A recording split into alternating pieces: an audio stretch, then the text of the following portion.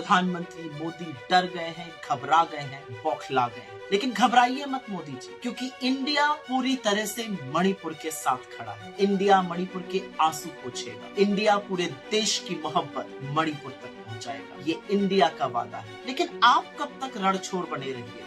36 second Manipur पर बोलकर कुत्सित राजनीति करके आप बच जाइए। मणिपुर इस देश का हिस्सा है। आप प्रधानमंत्री हैं, कोई पार्ट टाइम टेलीप्रॉम्प्टर पढ़ने वाले नायक थोड़े ही हैं। इस देश के प्रधानमंत्री को मणिपुर में सदन में बोलने से क्या डर है? आज देश ये सवाल पूछ रहा है। कब तक भागे भागे फिरिए?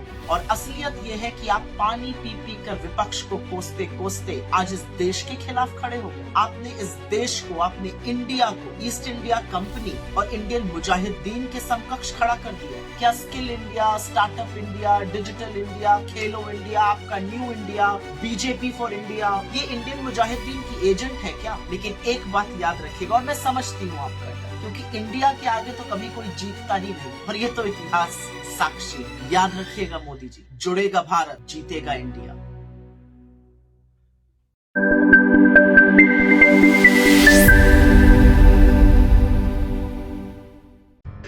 बीजेपी के सांसद मीटिंग में पीएम मोदी के बयान पर हुई बड़ी बहस। 26 पार्टीज ने मिलकर जो अपोजिशन बनाया है, जिसका नाम है इंडिया, उससे पीएम मोदी और पूरा एनडीए परेशान नजर आ रहा है। पीएम मोदी ने इंडिया को यानी विपक्ष को निशाना बनाते हुए कहा कि ईस्ट इंडिया कंपनी के नाम में भी था इंडिया, बंद संगठन इंडियन मुजाहिदीन के नाम में भी था इंडिया, और पॉपुलर फ्रंट ऑफ इंडिया के नाम में भी था इंडिया। तो पीएम मोदी ने कहा कि इसी तरह विपक्ष भी अपना इंडिया बना रहा है। अपोजिशन के कई लोगों ने सवाल किया कि क्या मोदी अपोजिशन के इंडिया को आतंकवाद अलायंस बताना चाह रहे हैं, और अपोजिशन के कई लोगों ने भी मोदी से मुखातिब होकर जवाब दिए।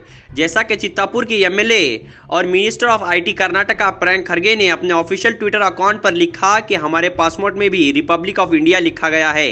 तो क्या ये वही इंडिया है जिसकी बात नरेंद्र मोदी कर रहे हैं?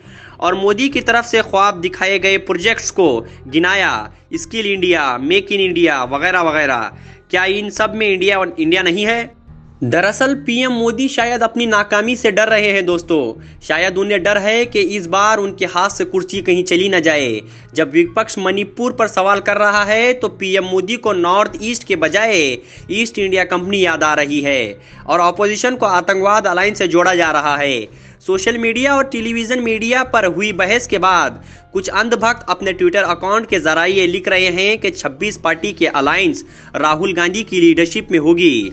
पप्पू फ्रंट ऑफ इंडिया के नाम से भी इसको कहा जा रहा है। यानी अंधभक्तों का कहने का मतलब है कि जो भी बीजेपी और पीएम मोदी से सवाल करेगा वो दहशतगर्द कहलाएगा। इसी तरह से हर एक संगठन और अब पार्टीज की भी आवाज दबाई जा रही है। जब पीएफआई ने कॉन्स्टिट्यूशन और राइट्स की बात की तो उस पर भी बैन लगाया गया। जब राहुल गांधी ने संसद में भगोड़े नीरव मोदी पर आवाज उठाई तो उन्हें पार्लियामेंट से डिस्क्वालीफाई किया गया। और अब अपोजिशन से घबरा कर पीएम मोदी ने इस तरह के अल्फाज बोले और अपोजिशन की आवाज दबाने की फिर से कोशिश की गई। दोस्तों, राष्ट्रीय जनता दल आरजेडी ने भी जवाब दिया। अपने जवाब में कहा कि ISRO, IIT, AIIMS, IAS, IPS, इन सब में भी इंडिया है। तो क्या ये सब भी उसी तरह दहशतगर्द कहलाएंगे जिस तरह ईस्ट इंडिया कंपनी और इंडियन मुजाहिदीन कहलाते हैं? तो यहाँ गौर करने की बात है और समझने की बात है दोस्तों। जो भी बीजेपी की नापाक हिंदुत्व सोच के बीच आएगा उसे ये लोग दहशतगर्द कहेंगे। वीडियो को ज़्यादा से ज़्यादा शेयर करें। मिलते हैं अगली वीडियो में दोस्तों, तब तक के लिए अल्लाह हाफिज।